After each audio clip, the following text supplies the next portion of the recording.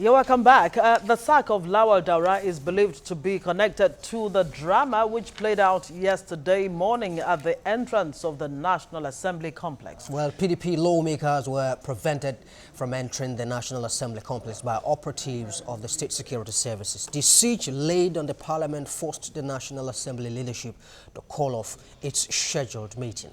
National Assembly correspondent Jockey Adisa reports. I dare you to shoot this bullet! You cannot come and go back to your station! Go back to your station! You cannot come here and embarrass us and also oppress us here! An angry member of the House of Representatives expressing anguish as security operatives stopped federal lawmakers from gaining access into the National Assembly complex early Tuesday morning. The complex was invaded by men of the Department of State Service, DSS, leaving journalists, legislative aides and other staff of the National Assembly shut out as the gates remained under lock and key. For this democracy, we are not going back to 1980s. The protest by the lawmakers finally paid off when the security personnel manning the gates allowed them in after due identification. Bayelsa Senator Ben Bruce accuses former Akwa Ibom State Governor Godswill Akpabio, who has since resigned his seat as Senate Minority Leader, of being the hatchet man ready to effect leadership change. The lawmakers, most of whom are of the opposition party, said the invasion is a slap on Nigeria's nascent democracy. This is a coup against democracy. The only arm of democracy has been shut down, and so there is no democracy in Nigeria again. Some of us came here at 7 a.m. this morning is to see that we had people were hooded with guns and the road was blocked. We couldn't get access. Even my staff were not allowed in. I was the only one allowed in. We had to trek about half a kilometer to go inside. And since we have been waiting, what we are there basically to protect democracy. I don't know what this is all about. It's a shame, big shame. What happened this morning confirmed the earlier rumor for the past 3 days that there's an attempt to use undemocratic means to change the leadership of the Senate and House of Reps. So we come to address Nigerians to say the attempt by forces of darkness, those who do not understand the pain that people went through to have the democratic culture that we are enjoying today, that all of us must arise to defend this democracy. National Assembly workers also expressed their anger. A senator of the Federal Republic of Nigeria, he can't enter here with his legislative aid. Why? At about 5 minutes to noon, Deputy Speaker Yusuf Lassun drove into the complex and returned some minutes after. In an interview with newsmen, Lassun claims ignorance of the development and warned against actions capable of truncating the country's democracy. He denies plot to impeach Saraki. I'm an APC member and I'm not aware of the plot to impeach the president. And don't forget that it is difficult to impeach a presiding officer of the National Assembly because no matter the method you're going to use, you need the two-thirds of the members. And not two-thirds of the sitting members, you need the totality of the two-thirds of the members of the legislature before you can impeach a presiding officer. Impeachment is not to be discussed in the public market. Whatever is going to happen at the National Assembly should take its course and do what is needed to put Nigeria first. So don't heat up the system. One day, one drama, that is what has become of the National Assembly in recent time. The lawmakers inside the National Assembly complex, mostly of the PDP, say they are ready to pass the night here for as long as those plotting to unseat Senate presidents do not back down. But the pockets of APC members say they are merely crying foul. Jockey Adisa, TVC News, Abuja. All right. We have lawmaker Honorable Ogene Ego in our Abuja studio. He represents Amuodofin Federal Constituency. He is a member of the People's Democratic Party. Of course, to talk with us on this National Assembly invasion by the DSS on Tuesday. Of course, that was yesterday. Good morning. Thanks for joining us on the show. Thank you. I'm happy to be around. Yes, great. First off, give us your take about what happened in the National Assembly yesterday. A lot of people have used all kinds of adjectives to describe exactly what happened, but what is your thinking about what happened yesterday? Well, what my thinking is that what happened yesterday was an affront of democracy, because the Constitution is very clear on it. There are three arms of government. You have the executive arm of government, you have the judiciary, and of course, you have the legislature. Each is independent, but they are interrelated. While the executive arm of government had the power of coercion, the army, the police are with them, and they can use this to protect the other arm, but they should not use it to disturb the performance of duty of another arm. It is like the police or the army or DSS going to go and block Supreme Court. When you do that, it's a sacrilege. It's an abuse of our Constitution. And so yesterday when we heard, very early in the morning at about 6, we got messages that some people were planning to impeach the Senate President and even the Speaker of the House. Some of us were alarmed. And we felt that to do such a thing, you will need the presence of members to vote. So most of us said, okay, well, I'm not going to instruction that the National Assembly is open, but let us just go and see what is happening.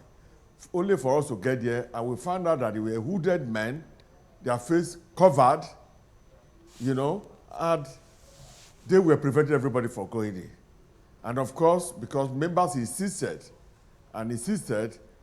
eventually they gave us a small window for members to go in. Some of us had to trek almost half a kilometer to be able to get access to the National Assembly. And I think that what is done is wrong, because democracy is growing in this country, and we need to establish it. And to establish democracy, the three arms of government must be allowed to perform their duty. None of them should kind of squeeze the other or prevent the other from performing its duty. To my mind, what happened yesterday is a blatant attempt by the DSS, you know, to truncate democracy. It's an attempt by the DSS to prevent the National Assembly from doing the job that the Constitution assigned to them. Of course, the National Assembly is a house of the people, freely elected by the people from all over the country. All right, so Honorable Ego. National Assembly members from going in to do their work, it shows, yes, you are preventing the National Assembly from performing their duty. Okay.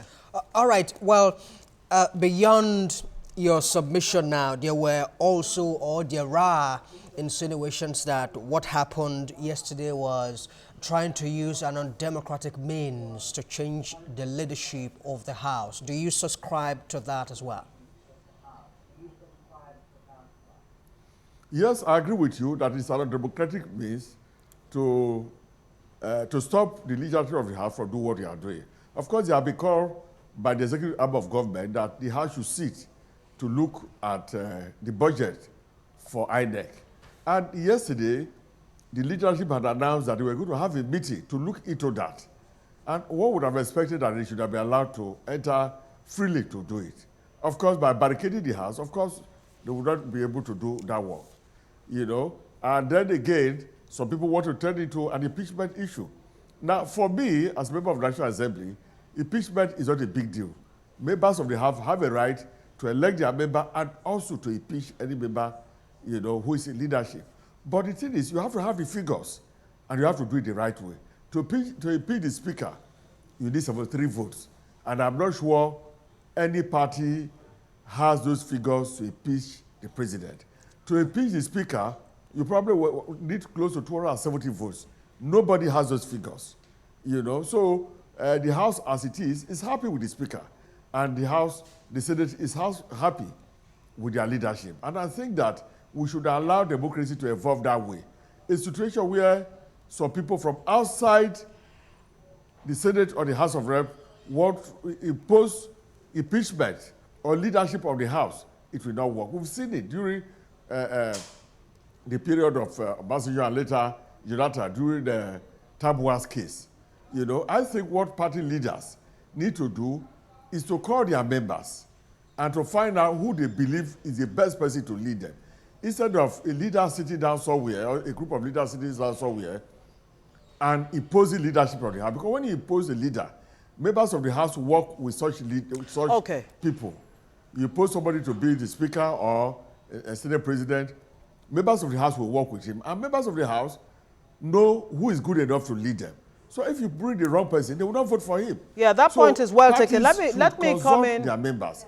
If you would allow me. I mean, since you say that the House is actually happy with its leadership, and the Senate also, you could say the same thing, just like you said, that they're very happy with the leadership of the Senate. Should we then say that this is really just a case of much ado about nothing? This whole rumor about an impeachment really has no basis. I mean, the National Assembly, the presidency had called on the legislature to please reconvene so that they can discuss issues of national importance like the INEC funding for the 2019 election and all of that. What do you think? What is at the root of this unfortunate situation where the DSS found itself caught in this web that the DG of DSS has now had to pay the price? Well, there's no smoke without fire. You know, we cannot say it's a mere rumor because the rumor came and members had to go to the House to defend democracy. That's why we went basically, you know. And when we got there, you saw the gate was barricaded. It has never happened. And then you had hooded men with guns, stern-looking men with guns, preventing people from entry. It took us a lot of time to argue to be able to get access. So when you have such a case, you cannot say that it's mere rumor. Because if it were mere rumor, people would have allowed to enter the premises.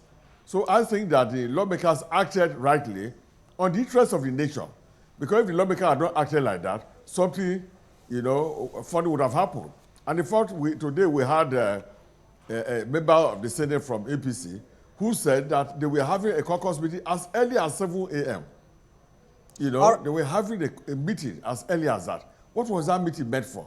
Whereas the leadership have called for a meeting to see how we can look into the request of the presidency about providing money for INEC. It's not that the House turned it down. You know, the House is on recess. But the leadership called on the House to come out of recess. And the leadership was to kickstart it. After that, they would have called members to work on it. So I think that the rumor had basis. And those who are doing that, we only pray that they should look at the Constitution and abide by the Constitution of Nigeria so that democracy will be saved. All right, the speculations out there since yesterday is that the presidency must have a hand in what transpired yesterday.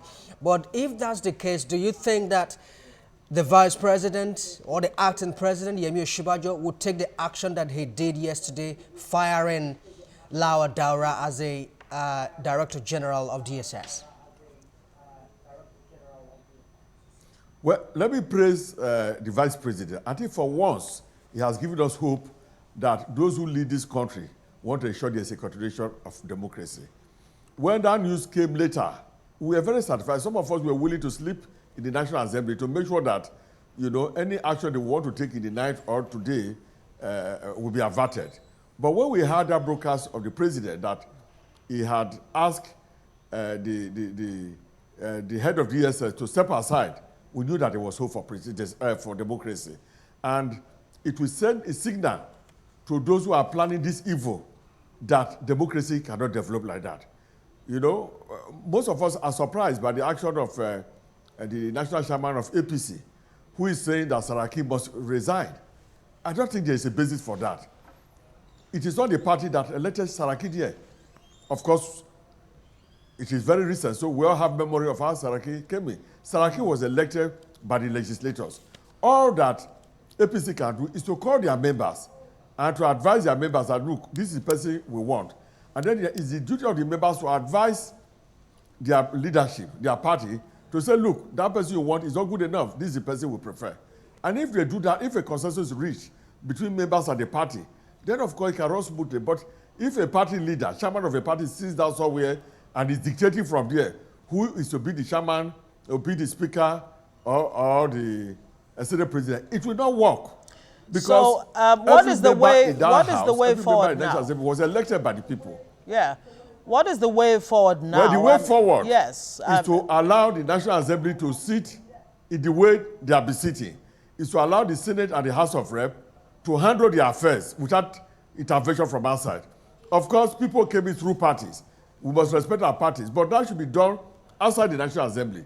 You know, parties can call their members and have meeting and then rub minds and take decision. Yes, I do understand that, but I asked that question. Of course, they should make sure that they have the figures.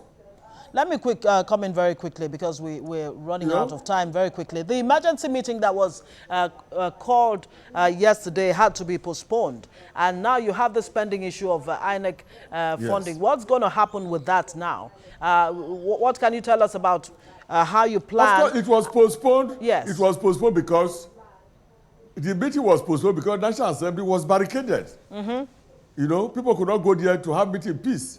So now that the Vice President have taken that right step, and once the National Assembly is cleared and people can go into have meeting, the leadership will have meeting on it. After that, they will call for the entire National Assembly, the House of Rep and Senate, to sit down, and the decision will be swiftly taken on that. Don't forget, the leadership, that is the presidency, are aware that the National Assembly goes on holidays at about this time of the year. It's all over the world. It's legislative holiday. And when you go on holiday, you are not going home to rest. You are going to consult your people, work on that. Your primary is coming. A lot of work is going on. So they should have brought in this thing earlier for them to wait until the National Assembly have gone on holidays and to ask people to come. A lot of people went abroad. So went on oversight. Everywhere, people are not in Abuja. So to have brought it at this time is a wrong thing. But the National Assembly people are patriotic and they know the importance. And that's why the leadership agreed to meet yesterday. And rather than they allow them to meet to decide on the INEC issue so that the next election will move smoothly, the DSS went and blocked the road. So any chance of reconvening anytime soon? Any chance of reconvening anytime soon? I'm very willing to look at the request of the presidency to ensure that the next election is done well so that INEC is funded to do the election. Any chance of reconvening anytime soon? Well, we don't know, but I'm sure that with DSS leaving the stage, I can see something happening very, very soon. I cannot say the date, but I'm not sure time will be wasted, you know, because we are patriotic Nigerians. We are affected more than most of people. We are also going back for election. So we want the election to be well funded. But all we are saying is that the presidency is aware of the timetable of the National Assembly of their holiday. They should have sent in this their request for environment earlier than this. Nevertheless, we shall look at it properly, provided the National Assembly gate is not blocked, because when you block it, we cannot go in and we cannot have any meeting. All right, Honorable Ogene Ego, representing Amuodofe Federal Constituency, we thank you very much indeed for sharing your thoughts with us on the program this morning.